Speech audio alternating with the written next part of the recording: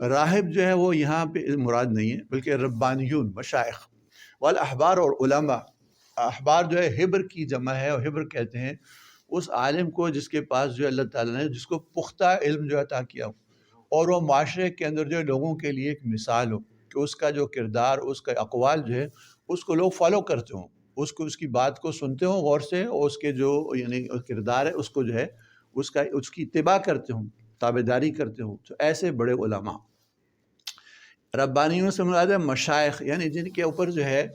وہ اللہ تعالیٰ کے ذکر اور فکر اور عبادت کا زیادہ غلبہ ہو، جن کو ہم مشائخ کہتے ہیں۔ اور وہ مشائخ جو ہے اسی انداز سے جیسے کہ نبی لوگوں کی شفقت کے ساتھ اور محبت کے ساتھ ان کی تربیت کرتے ہیں، ان کی دینی تربیت کرتے ہیں، اسی طرح سے مشائخ جو ہے وہ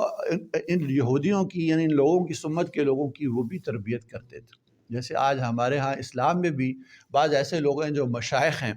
جو کہ لوگوں کی تربیت کرتے ہیں، ان کے اخلاق کو سنوارتے ہیں، ان کے دلوں کے اندر سے کبر کیسے نکل جائے، و حسد کیسے نکل جائے، ان کے اخلاق کیسے اچھے ہو جائیں، تو ان کی جو رہنمائی کرتے ہیں، اور خود ان کی اپنی زندگی جو ہے اس کے اندر جو عبادت کا غلبہ ہوتا ہے، ذکر کا غلبہ ہوتا ہے، فکر کا غلبہ ہوتا ہے، علم بھی ہوتا ہے، لیکن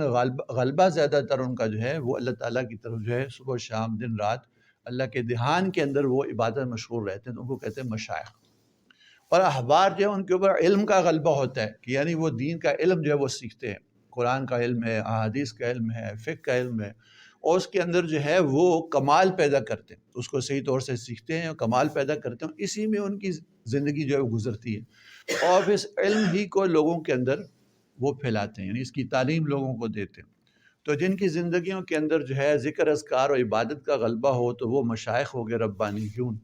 اور جن کی زندگیوں میں جو ہے علم سیکھنے سکھانے کا جو ہے وہ غلبہ ہو تو وہ ہو گئے احبار علماء۔ تو یہ اس امت میں نبیوں کے علاوہ نبیوں کے جو ہے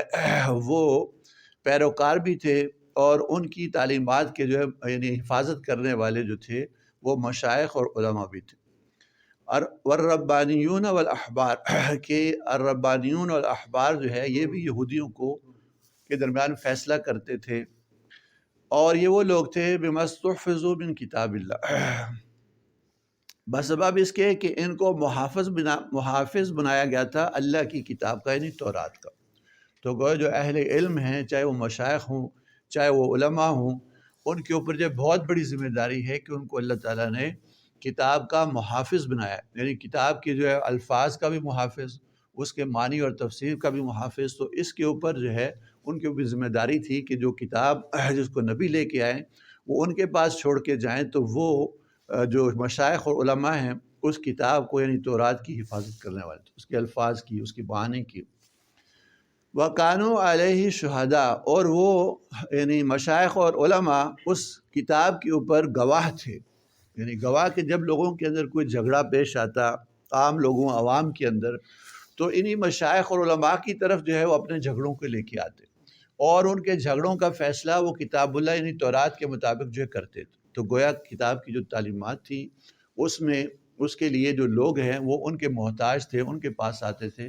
تو وہ کتاب اللہ کے محافظ بھی تھے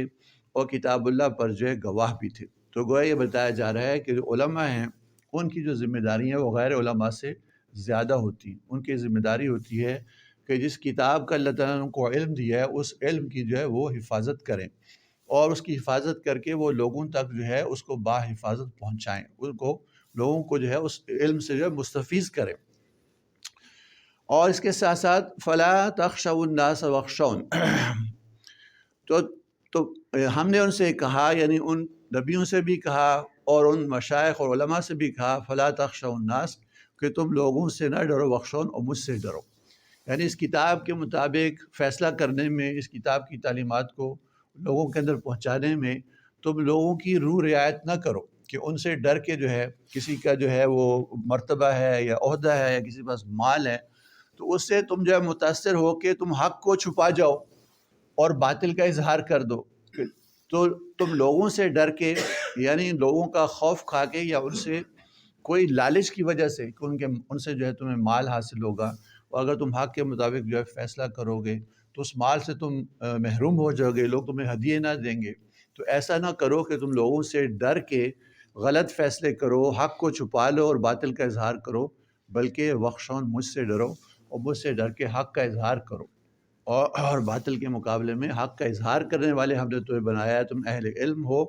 تو تم لوگوں کا خوف اور ان کا خشیت دلوں میں نہ رکھو، بلکہ اللہ کا خوف اور خشیت دلوں میں رکھ کے اپنے صحیح علم کے مطابق حق فیصلے کرو۔ ولا تشتروا بآیاتی ثمنا قلیلا، اور تم نہ بیچو میری آیات کو تھوڑی قیمت لے کر، یعنی دنیا جتنی بھی ہو، چاہے ساری ہی دنیا ہو، اللہ تعالیٰ کی آیات کے مقابلے میں وہ ثمنا قلیلا ہی ہے، تھوڑی ہی قیمت ہے۔ یعنی اگر تمہیں کوئی ساری دنیا بھی پیش کرے اور تم یہ کہے کہ اللہ تعالیٰ کی، تمہیں یہ کہے کہ اللہ کی آیات کے اندر جو حق ہے اس کو تم چھپاؤ اور میرے لیے تم جو باطل فیصلہ کرو، تو ساری دنیا بھی قبول نہ کرنا، بلکہ جو اللہ تعالیٰ نے تم کو علم دیا ہے اس کے مطابق حق فیصلے کرنا، اور میری آیات کو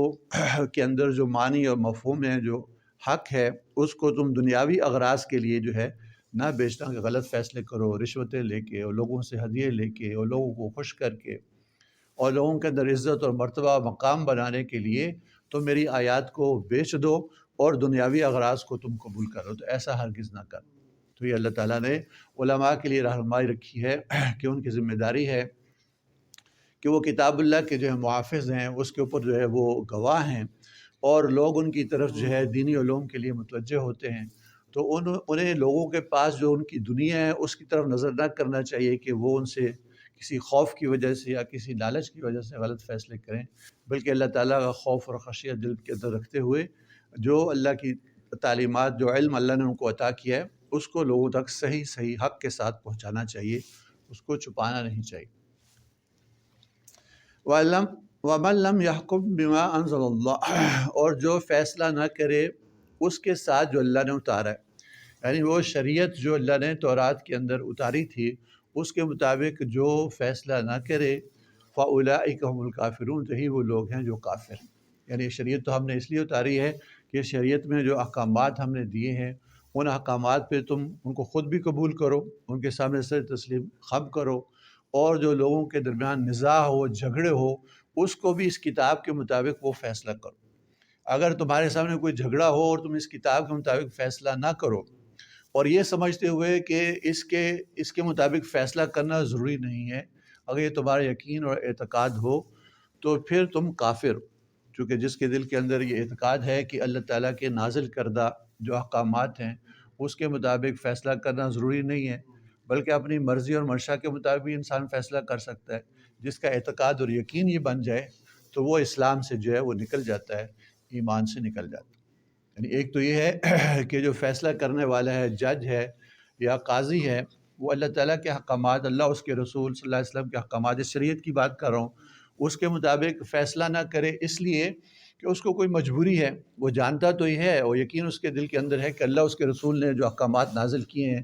مجھے اس کے مطابق فیصلہ کرنا چاہیے، لیکن کسی مجبوری کی وجہ سے جو ہے وہ اپنے عہدے کی وجہ سے یا کسی اور لالچ کی وجہ سے اس شریعت کے مطابق فیصلہ نہ کرے، لیکن دل کے اندر اس کے افسوس ہو اور اس کو اس بات کا احساس ہو کہ مجھے فیصلہ جو ہے وہ اللہ اور اس کے رسول کی شریعت کے مطابق کرنا چاہیے تھا، لیکن میں نہیں کر رہا کسی مجبوری کی وجہ سے۔ جو ایسا کرے وہ تو کافر نہیں ہے، وہ ظالم ہے، فاسق ہے، جس کا کہ ذکر آگے آ رہا ہے۔